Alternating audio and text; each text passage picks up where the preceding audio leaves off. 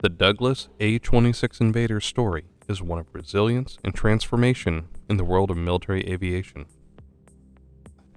Initially met with skepticism and outright rejection by figures like General George Kenney, who dismissed it as unsuitable for combat, its early trials in 1944 raised serious doubts about its operational competency. Even with its sleek design and powerful engines, the aircraft soon ran into operational difficulties that led to quick condemnation. Still, instead of getting completely written off, the A-26 would evolve into one of the most versatile and rugged aircraft in U.S. military history.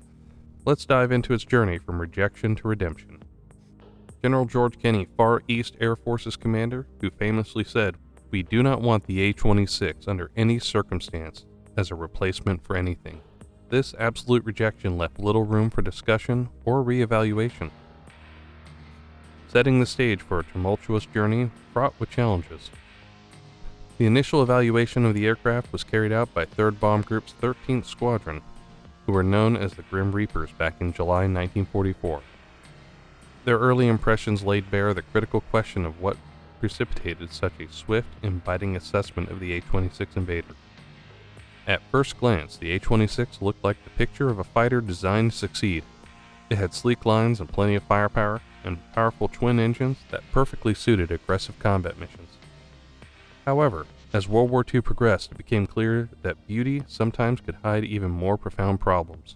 The entry of the A-26 into World War II revealed a number of issues that set off a chain reaction of suspicion and operational failures that finally ended with the reevaluation of its contribution to the battlefield.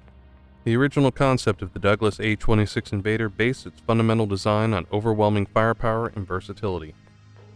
The early designs regarded the heavy frontal armament as a means of asserting the Invader's supremacy over all ground attack aircraft. Indeed, the aircraft was armed with 6 50 caliber Browning machine guns in the nose, 2 additional 50 caliber guns in a remote-controlled dorsal turret, and another 8 50 caliber machine guns mounted externally on underwing blister packs. In all, this comprised of an astonishing 16 guns capable of firing forward enough to wreak terror upon any enemy who might happen to cross its path. But beyond the terror they inflicted, serious drawbacks became quickly apparent.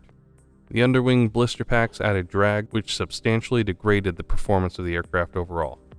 Increased drag made the A-26 sluggish and hard to maneuver, so the pilots sought ways of overcoming this. Out in the field, the ground crews started to strip the blister packs merely to attain better flight performance, and would do so at the sacrifice of high firepower, which was initially one of its most attractive features.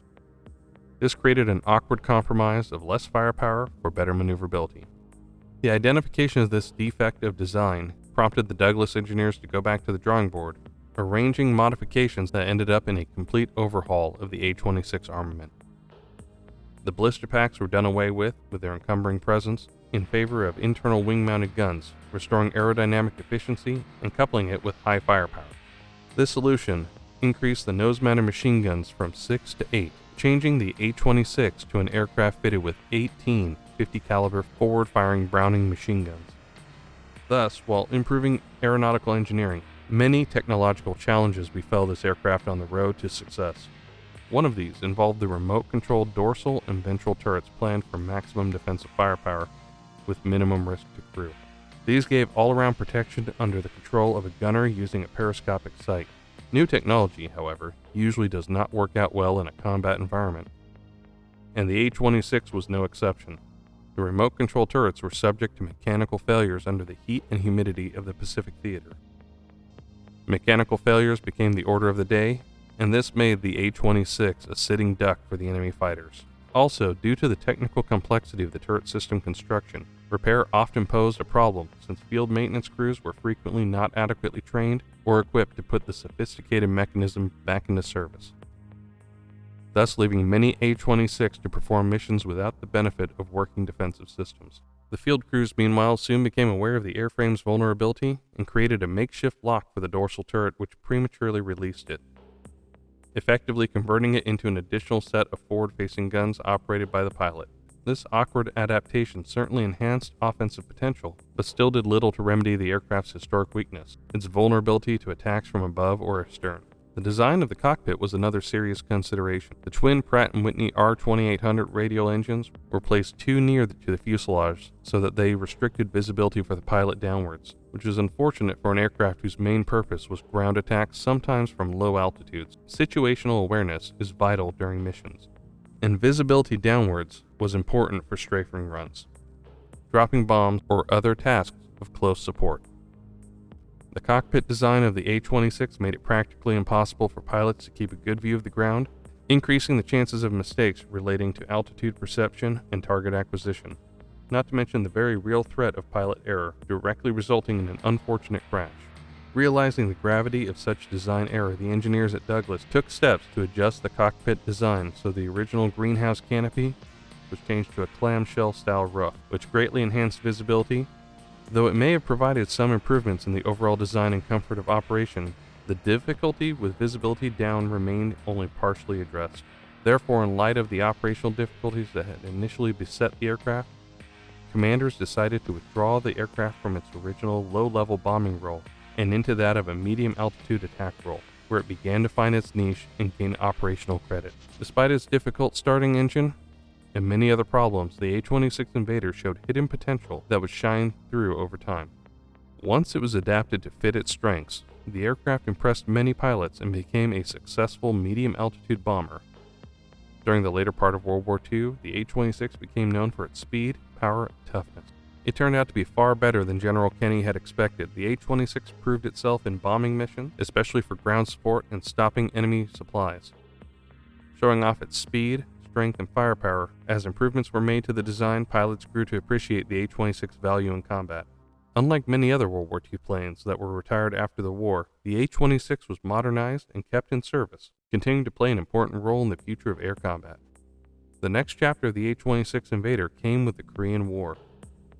When it returned to service, glorifying its powers and endurance, rectifications introduced to solve earlier shortfalls saw the A-26 establish its usefulness very quickly in nocturnal missions. Often directed against North Korean troops and supply lines, it was defined as a destroyer of enemy movement and thus earned respect from those who flew it. Its success in Korea kept the A-26 in significance even after many planes from World War II had retired. It continued to serve with some distinction, being among the longest service record in U.S. military history. The A-26 story did not end with the Korean War. During the Vietnam War in the 1960s, the aged A-26, resurrected as the B-26, was again called to duty.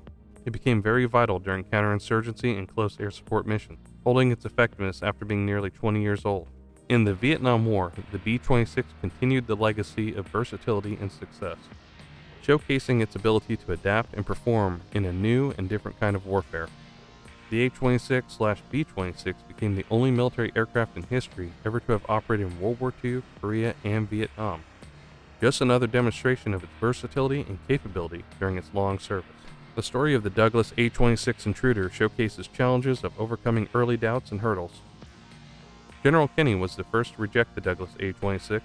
The A-26 later went on to prove itself one of the most dependable attack planes in American military history. The upgrades did wonders for the A-26. By the time it entered the Korean and Vietnam Wars, it had demonstrated its excellence in power, speed, and versatility. The A-26's legacy stands as a testament to innovation and resilience. It transformed from a prototype to a key player in military aviation, showing how dedication and constant improvement can turn even the most unlikely aircraft into a symbol of strength and success. That's all, folks. The plane mentioned in this video, the A-26 Invader, will forever be etched in the annals of military aviation history, a powerful symbol of the indomitable spirit that drives engineers, pilots, and innovators to push the boundaries of what is possible. Its story shall forever inspire.